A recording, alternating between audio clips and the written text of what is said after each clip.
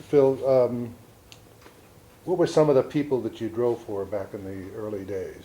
Just, That I drove for? yeah, you know, when we first started racing. Well, when I first started racing, I drove for myself. Okay, and what was that? What were you driving? I drove a TCMG at the start. When we just a few members of the California Sports Car Club, and we had those time trials and things at Palos Verdes and at Little Tahunga and Santa Barbara Airport and places like that. How did you do?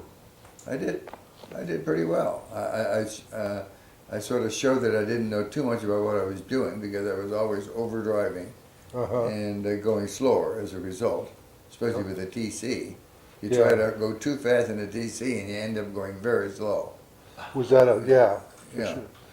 Was that a stock TC? Yeah, it was. Somewhere I had a note that, I did have a blown TC after I put the blower on. okay, That was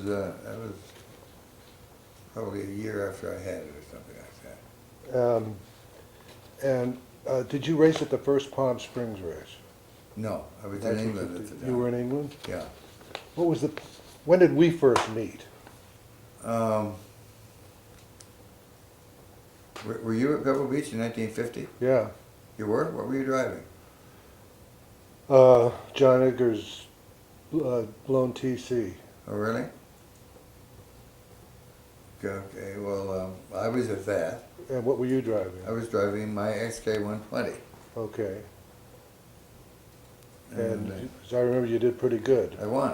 Okay. And had a lot of trouble.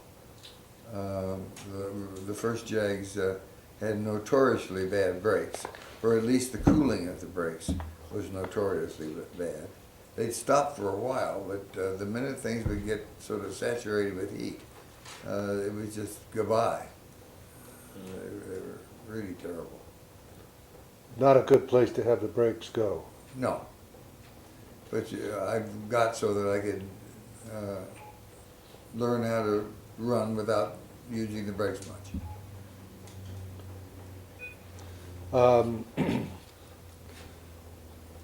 The next year at Pebble Beach in 1951, I was there with the Allard. Okay, that wasn't a full year away. That was in May or something, only a few months later than the first one. Is that correct? I think so. And I drove the XK120. No, I drove my Alpha. You had the Alpha. Yeah, that's right, yeah. And what was your impression of the Allard, The Allard? of my car? Oh, I mean, you know, I felt it was just a big cheater monster. You know, that was sort of it. A big what? Cheater. Cheater? Yeah. Oh, okay. That means if you throw enough liters of engine in, you can make anything go. You know, I that was love sort it. of my sentiments. I love it. I was, you know, I was an aficionado at that time of engines that revved. It was, and it was only through the revving that they had their power. You know. Correct. And to be able to just do it that way, you know, that wasn't where my enthusiasms were at the time. I had just joined International Motors a few years earlier, and that's what I was fascinated about. There seemed to be a different way of doing it, and that appealed to me for some reason. I don't know whether that was for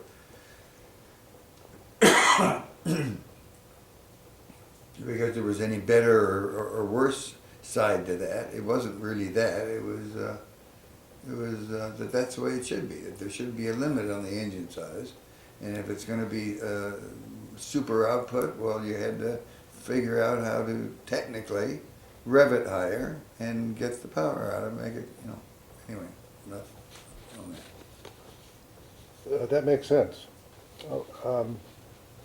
Well, the Alpha was a high revving engine, right? Yeah, well, relatively. Relatively. Yeah. And And in twin overhead cams, only 2.9 liters against your what? 6. 6 liters. There you go. I mean, somebody is not playing fair.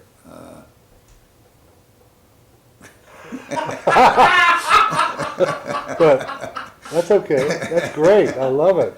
But we only turned ours like 5,000, how many RPM did you turn the Alpha? Oh, 55, something like that. So you really only turned it 500 more than, Yeah. so the high revving was. Maybe it was 6. Maybe it was around 6. But anyway, yeah, but I did have the supercharger, so that was, Right. that was, that did a little towards making Well, let me it ask easier. you this. Let's get away from Pebble Beach for a minute. Let's put those two cars on a 4-mile circuit. How do you think it would have come out? That's an interesting deal. I don't know. I still think with the big power advantage that the Cat Allard had, or any Allard with a big engine in it had,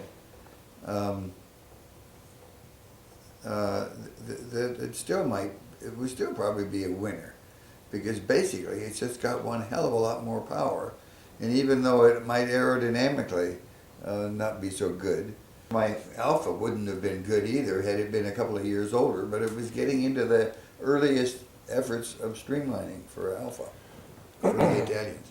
I don't think the Allard would top out much over 110 miles an hour. 100. Oh, of course it would. Maybe You with think that so? gear in it, not, but it certainly had enough power to go 130 or something like that anyhow. But it didn't have the brakes. You could go that fast, but you'd never get it stopped. That's right. So on a 4-mile circuit where something like Something like Sebring- Elkhart Lake, let's take. Okay. That Allard would be so, I mean, the Alpha had huge drums. yeah, it did. And also, it was amazing, the Alpha did have not bad power, considering. It's probably, I think it was lighter than the Allard. I think so. Well, I don't know. I think think the it Allard was. weighed probably around 2,500 pounds. Something like that, yeah. Was Allard a little bit heavier? Let's move ahead to the Ferrari. Okay. Uh, But you know, that Alpha was a fantastic car. Oh, I loved it. I loved the sounds that it Oh, had. and it had independent suspension all the way around. What Simple year's spring car was axles. it? What? What year? It was a 38. So here's a 1938 car against a 1948 car, Yeah. 50 car. Yeah. So there was a few years. Yeah, they were right up there with the creme de la creme. Okay, well, let's kind of move ahead to the Ferraris. Okay. We were again competing. And you kind of give me a pretty good opinion of how the Allard competed with the Jags, but now, But don't forget, I drove Allard too. yeah, tell me about that. What was your opinion of the car? I thought it was pretty good. And Where did you drive it? I drove it at Pikes Peak, Okay. and I didn't have enough experience really to really be able to judge good from bad. I mean, they had the strangest front suspension, and I guess it was sort of that the front suspension was meant with a nice Dodion that they have in the back. Didion? Yeah, and so what the way it was, the way I see it, as the thing reared up in front, due to putting all that power through that kind of a chassis, the front wheels got a fair amount of negative camber in them. Mm-hmm. So the cornering ability of those front wheels steadily went away, or at least when there was a lot of power being applied to the back, where there was a lot of squat, right? Yes. And or rise in the front, I don't know which. And they, with that swing axles in the front, isn't that what they Well, had? they were split. Yeah, it was. They were a split, sort of they a were hinged swing on the- axles. They followed an arc like that, so they were swing axles. Okay. And the rear ones at least stayed straight up. The one thing you could say that it would go over bumps reasonably well because it was a lightweight Dodion back axle. And at least the rear wheels remained vertical to one another, Mm-hmm. and the front wheels didn't have the double gyroscopic couple that Axel had, like a Cunningham. Remember John Fitch at Reims and places where he crashed and everything that they blamed on the fact that it had these enormous drums and enormous wheels, all sort of stuff. Well, anyway, So how did you do? I was doing great until I went off the road in a place called, I think it's Glen Cove or something like that, about halfway up, and I just slid off going around this big right-hand turn, never having had a chance to judge how fast the turner was, because there was always a lot of people in that area, even during the practice days. So you're never able to go through there fast. There was no excuse. I just misjudged and slid down into the ditch. I do remember there was a huge rock in the road, and I had to take a big dodge maneuver. And in doing so, spoiled my line and slid off into the ditch. And I managed to, by keeping going with half the car in the ditch and half out, to finally get back up on the road again. But I must have wasted 30 seconds or so doing that. And you were stuck when you went off the road, that was it, or? No. Oh, you got back in? I got back in and kept Oh, going. okay. Yeah. But that blew your, That blew my, yeah. I don't even know what the hell we were doing there, except Basil Panzer thought it would be novel to. What was the power, what did he have in it? He had a Merc in it, a hot Merc, which is really a comical thing in itself. You know how those Fords had the exhaust ports running through the water. Yeah, And so if you're ever working the engine hard, it would heat up the water. yes. And so we had that phenomena, and the fact that we started at, I think, around isn't the beginning of Pikes Peak at about 7,000 feet I or think something so, like that, yeah. and it goes clear to 14,000 feet. Well, water boils at like 160 Yeah. at the temperature or something. I don't know what it is, but at any rate, we had a lot of boiling. we finally did this. Oh, we had to leave the hut setup from the knowledgeable people up there was to leave the thermostats in, so that it would put a little bit of pressure on the water and somehow assist in not losing all your water. So having done that, we did put some nice trays in the mouth of the Allard there, and put on the last day we put dry ice in Really? there and froze the water on the radiator and all the thermostats open. What a great story. So what were you saying about cheaters? Well, it was an Allard. Yeah, well, oh, that's okay. That's okay. Okay, now let's move ahead to some of the courses that we raced against. We obviously Pebble Beach and Reno, not Reno, but Golden Gate. You were in various Ferraris, and again. We've got a small engine displacement, but a fine handling car, and fabulous brakes and so on. And what was your feeling about same attitude towards the Allard that? Yeah, I mean it was the same deal. You know, it was a smaller engine, 2.6, Yeah, and unblown, so it didn't really have the torquiness to get off hairpin turns or something like that. Yeah. That the Alpha did, because that Alpha came off the turns It did fairly pretty good, well. yeah. Did pretty well. Whereas you talk about trying it on a more high-speed situation, I think the Ferrari would have done considerably better. okay, now let's go to Elkhart Lake, All right, I think the Alpha would have given the. or the Ferrari. Excuse me. I think the Ferrari would have given the Allard a tussle there. I'm inclined to agree. Yeah. I'm inclined to agree. How do you think I would have done in a Ferrari? I mean, I I think you raced would- one once. But, You would have thought you would have done great. yeah. Why? It's a car. I raced one once, yeah. Got four Cool. wheels. Huh? It did have four wheels, Yeah. most of the time. Yeah. I sent you a couple of chapters. Yeah. Did you have to look at them? Yes, I did. But it was a few weeks ago, Okay, and I've had so much go through my mind since then. That I've okay, sort of well, forgotten. this is not a test. Okay.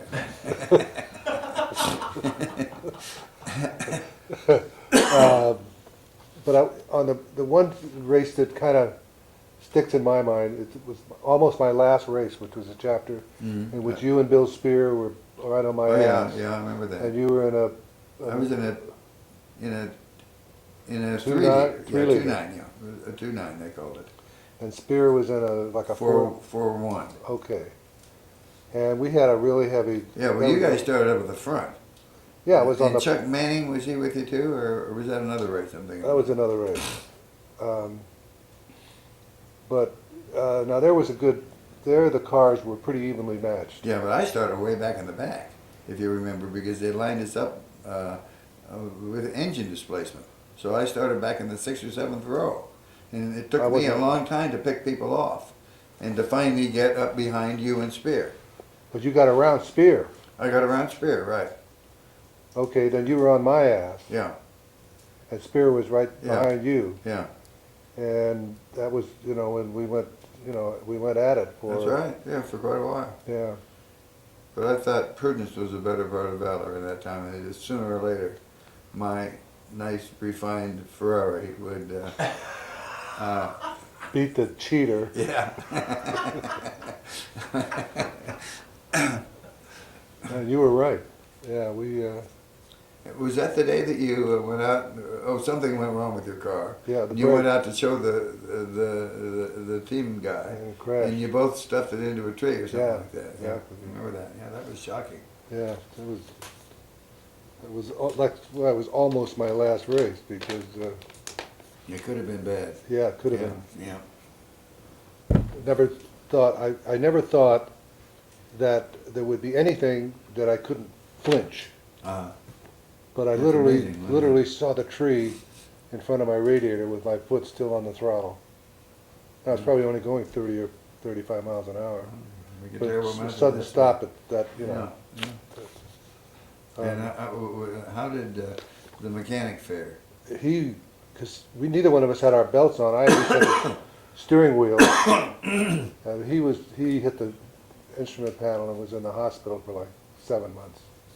Spleen, pelvis, Gee, all whiz. kinds of bad stuff. God, in this Broken day and age, leg. you would have been sued. Somebody would have. Karsten. Is he still alive? I don't know. I don't think so. Hmm.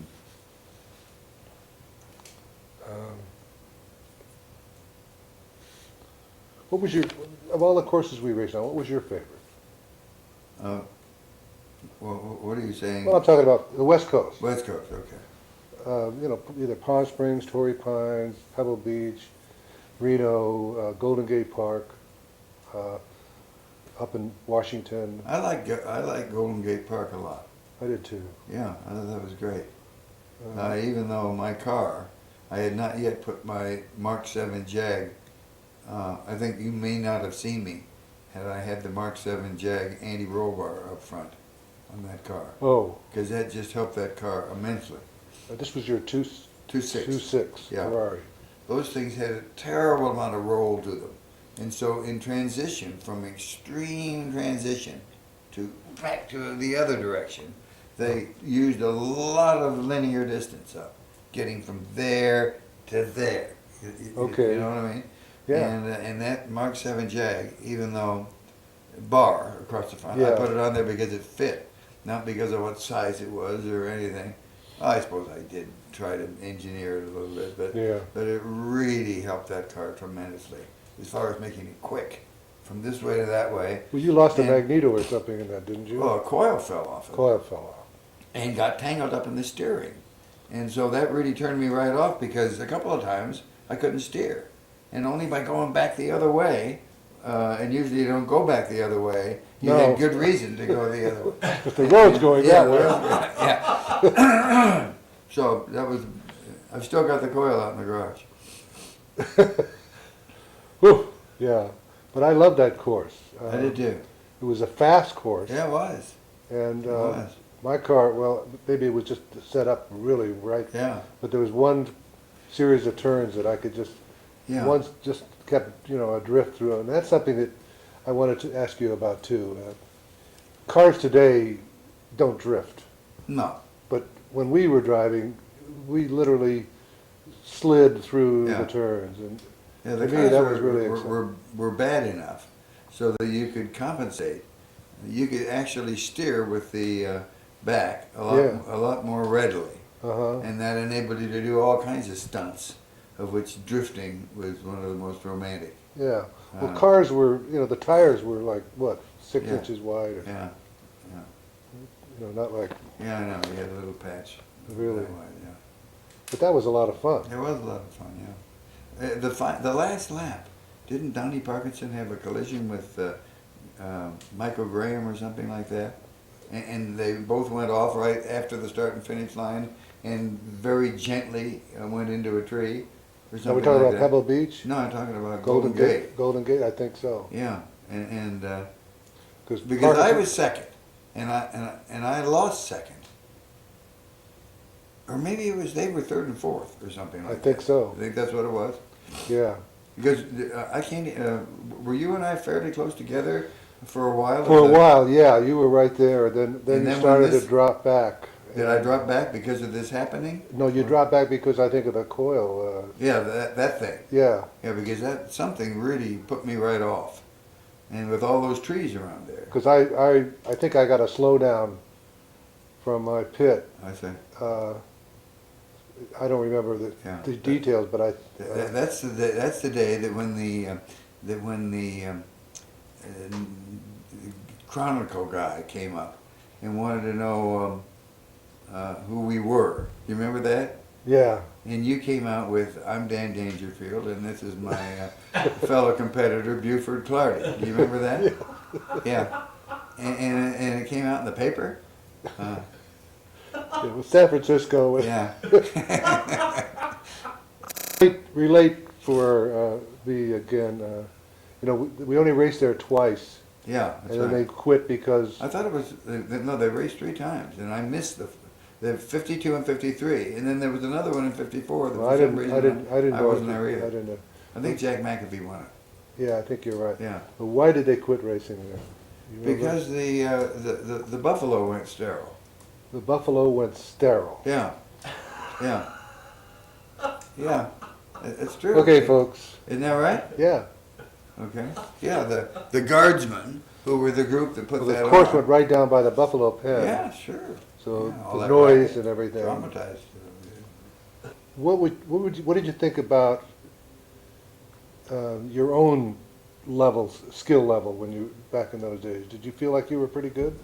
I felt like I was very good, and the fact that more important, I needed to believe that, true or not, and I never even considered that it may not be true, because personality-wise,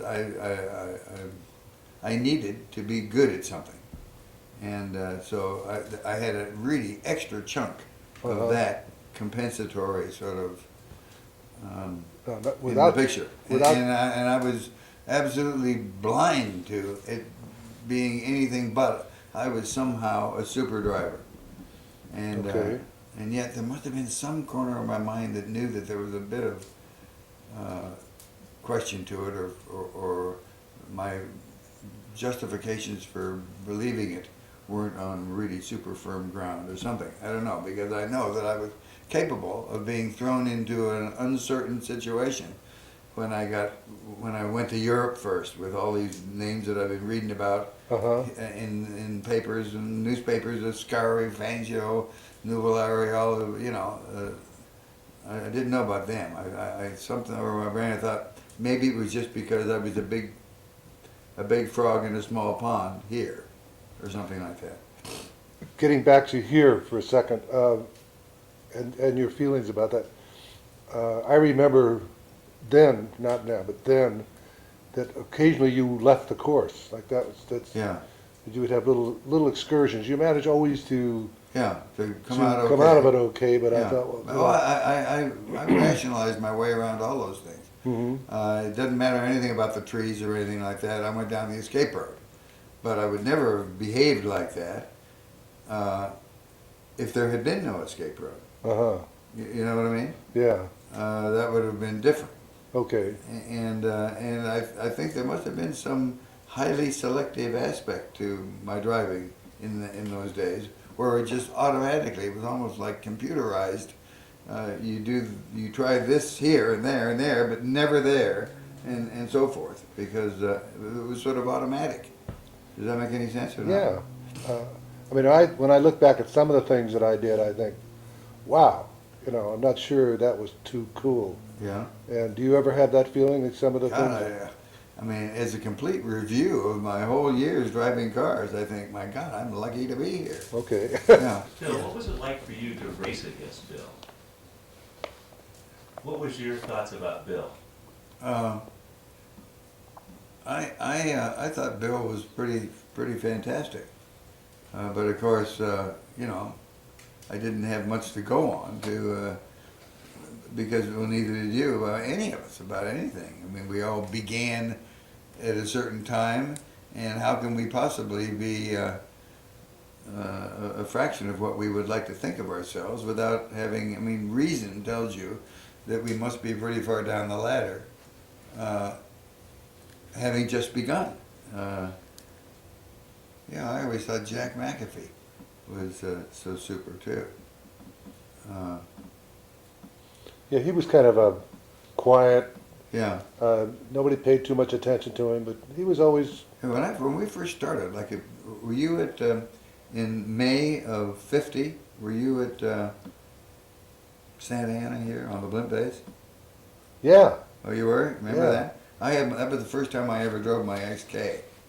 Yeah, 120. that was my first ride in the John Edgar blown TC That was a red one, number 11 or something like that. 4. 4. It was gray. Oh, yeah. That's okay. Okay, I'm mixing. The red number 4 That was was my Don fault. Newman. Yeah, red number 11 was John. Yeah. That's right. Well, you were at the Santa Barbara time trial. Yeah. So that was my first competitive experience. Oh, really? Yeah, in a TC stock, you know, Hmm. and Yeah, there was a lot of stockers that but it was a wild assortment of cars. If you remember, like if you had those cars now, you could have a Concord That's right. because there were Talbot Lagos. Yeah. There were, Yeah.